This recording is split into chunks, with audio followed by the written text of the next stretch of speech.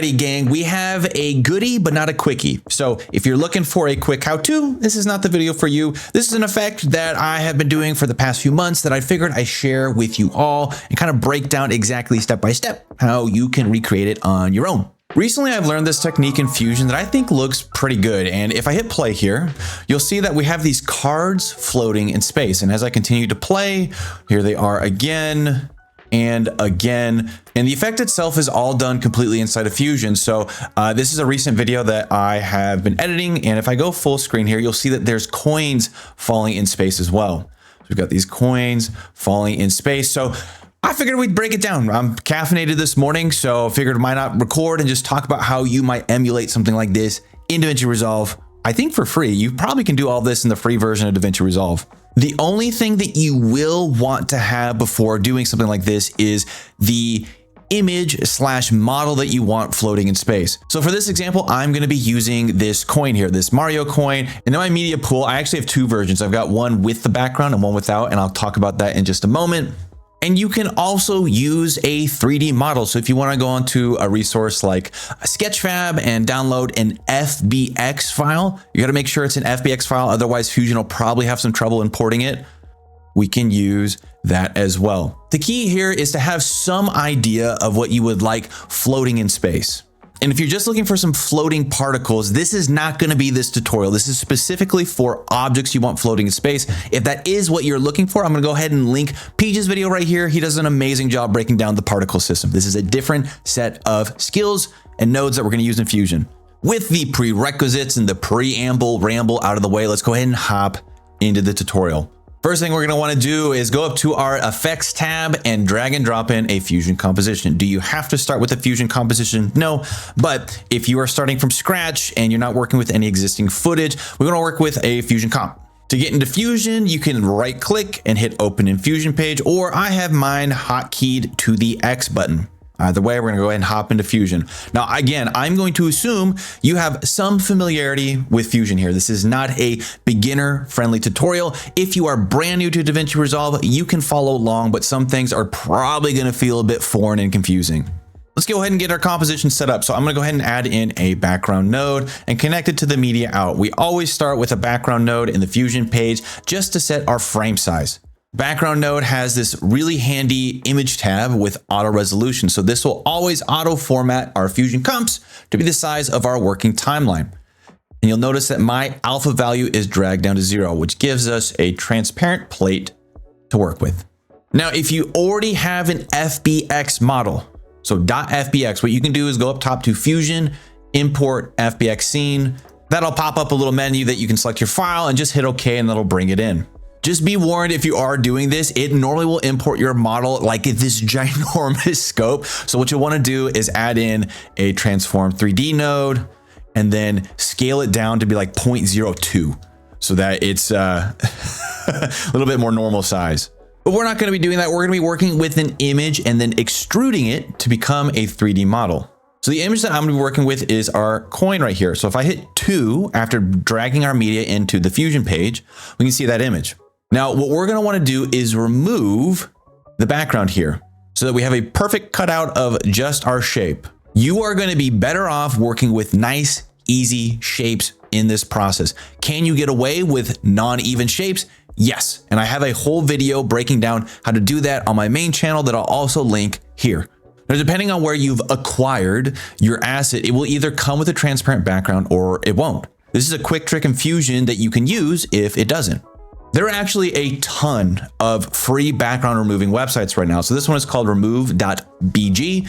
Super easy to use. You just drag and drop your image and it will remove the background. So I could take our coin here and it will automatically remove it. Now, the catch with most of them is that when you go to download, it will limit the final resolution. So I've got a smaller resolution here. So you might think that, that's a problem because I don't want things to be pixelated. Do not stress. Again, this is where we can make use of Fusion and how great it is. So if you get a clean cutout, go ahead and download that preview and then import that into Fusion as well. So I have that version here. Now, if I expand my preview window, you can see I have that smaller version. Let me go ahead and rename these for clarity's sake. F2 renames a node. Now, if I were to take the alpha version of the transparent version and plug it into our coin here, doesn't quite work. Well, there's a quick fix. With your image selected, you can go over to the Inspector tab, go to Settings, Fit Mask, instead of Crop to Stretch. And that will automatically expand it. Now we've got a little bit of fringing here on the edge. So I can just take our thresholds here, bring that in, and voila, a perfect mask. All right, so that is now step one of step one. Now we need to extrude this to become a 3D model. So here's how this is gonna work. I'm gonna go ahead and create some space for us to work with because we're gonna go ahead and branch down. So I'm just gonna operate up here for a little bit. And what I'd like us to do is to crop this image so that it's as close to the edge as possible. It doesn't have to be exact, but we want to get pretty close. So I'm going to go ahead and add in a crop node. Boop. Hit 2 here to preview our crop, and then we're going to hit keep centered. So that way it's locked in here. And then we can go ahead and change our X size and our Y size, be as close as possible. And again, this part of the process doesn't have to be exact. The closer you get, probably the better results that you will have. We can always revisit it if we have to. And this is a part of the process where if you have a nice shape, so a nice circle, a nice square, your results are going to be a lot easier to generate. And again, I have that video explaining how you can do non-uniform shapes if you would like to extrude them. But we're going to need to use the shape system. So I'm going to go ahead and add, because mine is a circle, I'm going to go ahead and add an S ellipse node. That's S ellipse. We're going to use the shape system to extrude this image. Go ahead and add that in. And then we're going to look for the extrude node. So extrude 3D. Boop. Take the output of your ellipse, connect it to the extrude node, and I'm going to preview the extrude node by hitting 2. Okay, so now we have our circle here connected to the extrude node, and you'll notice that we hop into 3D space. Again, if you're unfamiliar with Fusion, there's really 2 different distinct territories when it comes to nodes. There's the 2D system here, where we're looking at a flat image, and then we have the 3D system. The 3D nodes play with a different set of rules compared to the 2D nodes. And to go from 2D to 3D or 3D to 2D, there's a couple of nodes that connect that gap. They're like bridgeway nodes, and one of them is the extrude node. So we start with our circle here, and we extrude it here. And if I go up to our extrude 3D node and increase the depth, now we've got a little bit of thickness. Now, the way I'm navigating this preview window is I'm holding down Alt and then the middle mouse button to rotate it around. Excuse me. I'm just clicking the middle mouse button to move things up and down, to pan around, and then Control and the middle mouse button zooms us in and out. A lot of scroll wheel action here in 3D land. A couple things we're going to do here real quickly. For my example, I want the width and the height to be linked because I would like our extrude to be perfectly circular. So what I'm going to do is I'm going to right click on the height, add an expression, grab this little plus sign, link it to the width, and that will link the properties together. And I'm going to expand this all the way out to be 1.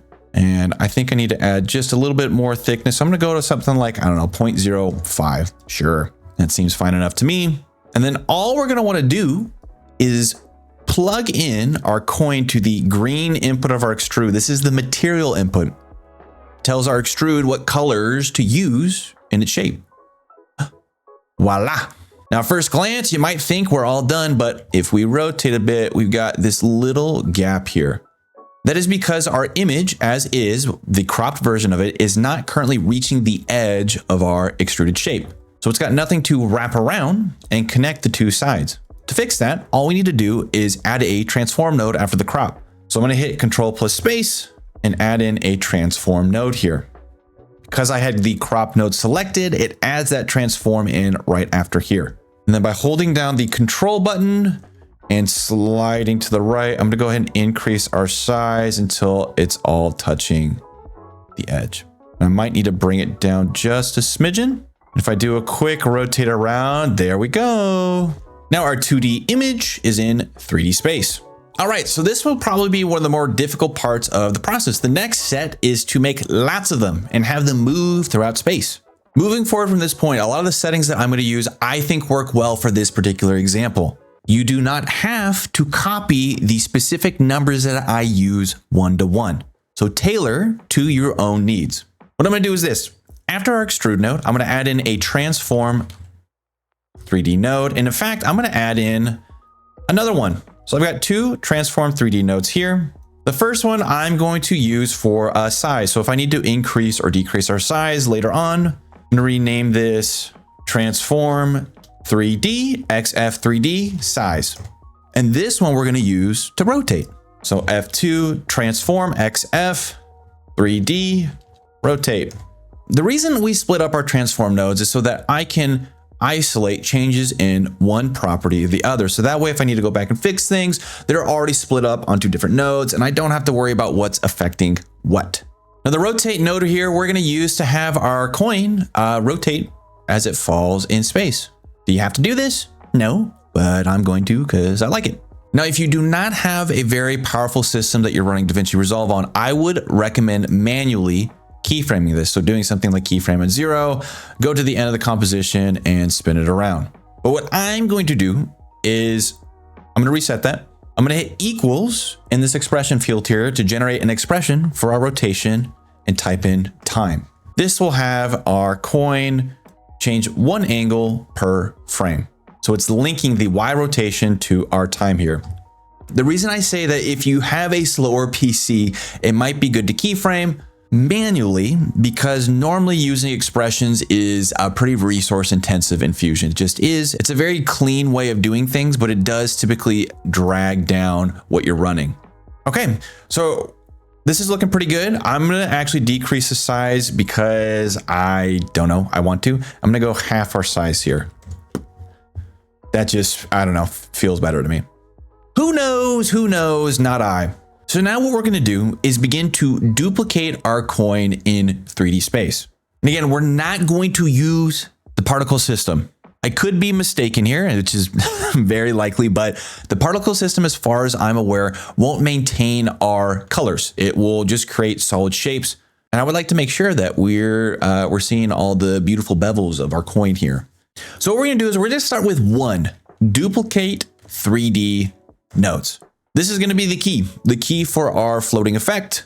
And we're gonna probably add a few more copies of this to get the desired look. So let's go ahead and feed in our rotate here to the duplicate 3D node. And now in the duplicate 3D node, we've got a ton of fun settings to play with. The one we're gonna start with is our copies. Add 10 copies. And at first we don't see anything, but that is because we haven't changed the translation and offset. Now what we're gonna do is, instead of using the translation controls on the controls tab, so let me reset those, boop, boop. We're gonna go over to the jitter tab. Jitter adds randomness. So if I were to add X jitter here, Y jitter here, and Z jitter. Now when I zoom out, well, would you look at that? That is pretty sniffy. And I can even change the scale jitter here. So now we have some variation with our coins floating in space. And here's where things can really get as complicated as you want them to be. Because now we're just gonna go ahead and set up our particle field, our space field of floating coins to look how we want. And how we want is completely dependent on you and what you want to create. So what I'm gonna do is I'm actually gonna continue to decrease the size because I think I want these to be smaller and more sporadic. So I'm gonna go half of this. So it's like 0.25 on the size. Okay, there we go. And I'm gonna go ahead and move fairly quickly through this process. I'm gonna add in a pipe router here after our 3D rotate node by alt clicking so that we have a little buddy right here that we can use to feed out to. I'm gonna bring this duplicate node off to the left here, Control C to copy, Control V to paste. We'll do 5 copies. And then I'm gonna feed from our pipe router to each of these duplicate 3D nodes. I'm gonna go ahead and bring these down just a little bit. Now, what you could do if you want to keep things simple is go to each one of these duplicate 3D nodes, go to the jitter tab and reseed. Now, at first we're not seeing anything because we're still previewing our original duplicate 3D node. But if I were to add in a merge 3D node so that I could recombine all of our duplicates here, there we go. And so what I could do is go to each of these and just reseed our duplicate, and voila. Now we have a little field here. Let me create a little bit more room. So let me drag this down just a little bit more. But that's not good enough for me, and I will tell you why. There's two problems that I'm noticing here. One is that all of the coins are rotating uniformly. So that doesn't look natural. That's a little bit weird. For two, we don't have, I think, as much depth as I would like. I'd like to have a little bit more variation in size and spacing and kind of where they're originating from. So check this out, crew. I'm going to hold shift to bring out our rotate node. Pull this over here. So that way our size is now feeding into the pipe router. I'm gonna take our rotate, hold shift to insert it in here, bring it up top. And I'm gonna create 5 copies of our rotate node, and we're gonna change the timing on each one. So I'm gonna hit Control C, click my mouse here to paste there. Wherever you click your mouse in Fusion will be where it pastes that node, fun fact. We're gonna click here, click here, click here. And then again, insert, insert, hold shift to insert, shift to insert. Now, because we set up an expression, instead of having to manually move keyframes, I could do something like this. I could just hit plus 30. That way, instead of starting at an angle of 0, we're starting at an angle of 30. And I'm just gonna go ahead and do that for the rest. So plus 60 now, expression plus 90 plus 120. Bang. Next thing I'm gonna do is I'm gonna move some over to the left, some over to the right, and some behind to add a little bit more depth to our scene. So to do that, we need to add some more Transform 3D nodes. So I'm gonna add a Transform 3D node after the second chain here. So I'm leaving the first alone because, I don't know, it's in the middle, it's fine. And I'll move the second one over to the left here and a little bit back. Hit Control C to copy, paste that on our middle one, and this time I'm gonna move it to the right. The numbers here do not matter. Use your eyeballs, make some smart decisions. Go to our fourth one here, reset that, and I'm just gonna push this one back a bit more. Okay, so now our coins are a little bit more spread out and sporadic. Now, if it feels like you're losing a bit of density in your particle field, well, you can always just go to that duplicate 3D node underneath it, go to the Controls tab, increase the number of copies to, I don't know, 20. Totally up to you. What I think I'm going to attempt to do is add a little bit more size variation in the backfield of our particles. So I'm going to go to the jitter tab, increase the scale variation.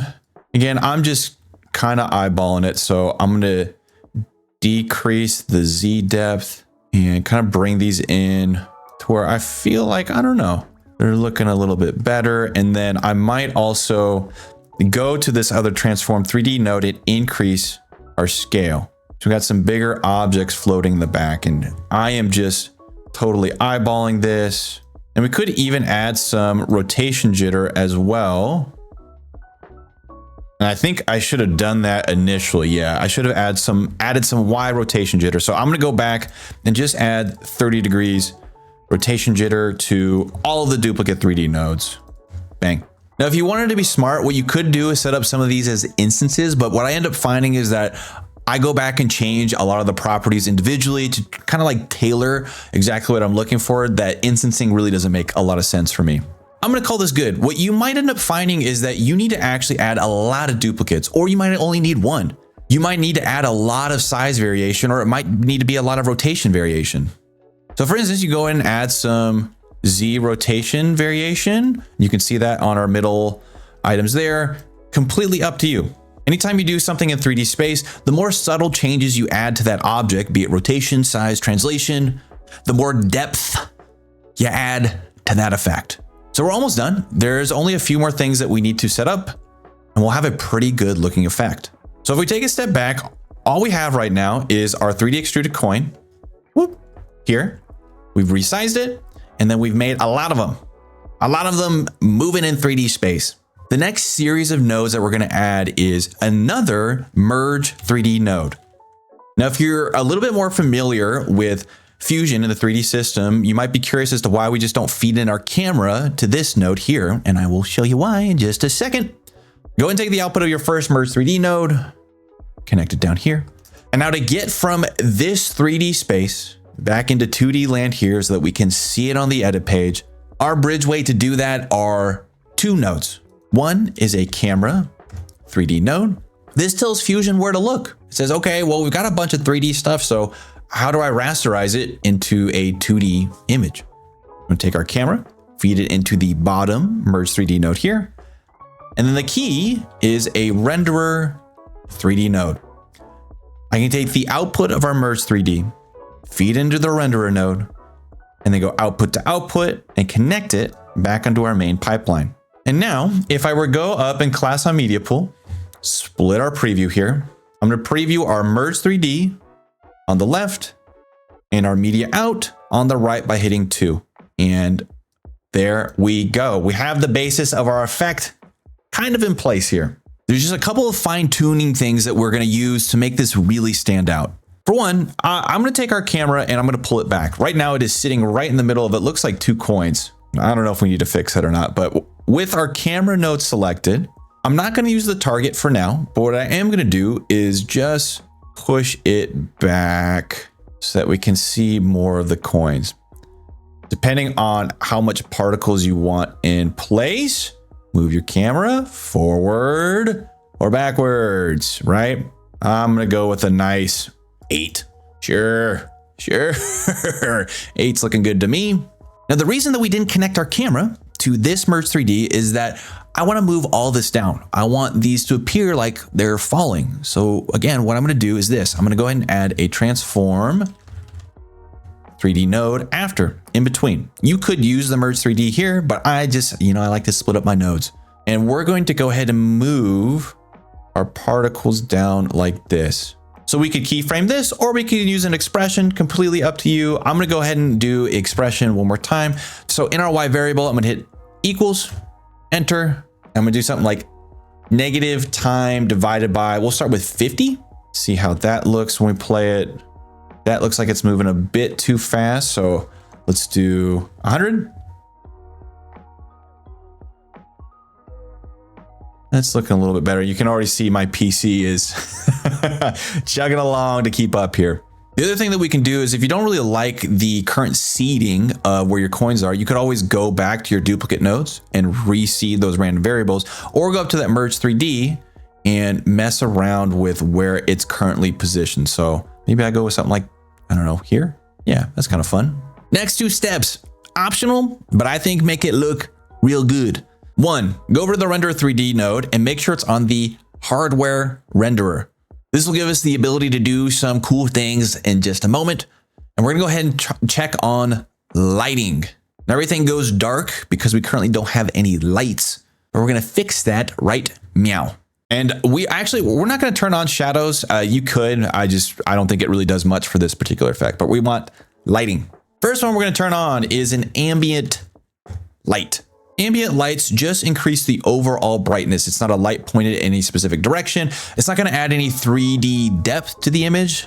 So when I plug in the ambient light to our Merge 3D here, you can see that as I increase the intensity, it just brings up the overall brightness. This will be kind of our fixer node. Let's leave it at 0.2 for now. The light system that we are gonna use that I think looks pretty good is not the point light or a spotlight. It is called the dome light. The dome light can read in an HDR file and output that light source onto your scene. So what I mean by that is this. There are a lot of free resources for HDR files, and one of my favorites is called Polyhaven. If I go up top to Assets, HDRs, we have a bunch of free lighting environments that we can use in our Fusion composition. So go ahead and pick one. It doesn't matter what you pick. You'll see how they'll affect your scene based off of the different reflective and diffuse orbs in their previews. I have this one here called Spruit Sunrise, and it's the 4K version of it. If I feed that into my dome light here, switch my preview to the media out node, and then I take my dome light and feed that to the Merge 3D, voila. Now this is coming in a bit bright, so I can take down the intensity a smidgen. And then I can increase our ambient light so that we still have some variety in the lighting. And as we play, you can see the lighting reflects off the coins as it moves down. Okay, one more step, and this one is completely optional, and I do not recommend doing this until the very end of everything you've set up. So go ahead and fine tune your lighting, your positioning, your sizes, get it the way you're looking, because this will completely bog down your PC. I'm gonna zoom out on our 3D canvas here. We're gonna go ahead and do some depth of field. There are alternatives to the following technique if you don't like how slow it's gonna take, so go ahead and look those up on your own time. But what we're gonna do is we're gonna go to our camera 3D node. I'm gonna go over to the Controls tab, Control Visibility, and I wanna make sure our focal plane is turned on. This will be where our camera focuses its lens, its quote unquote lens. So I'm gonna take our focal plane and push it maybe to where we're looking at this coin right here, if you can see it, this guy.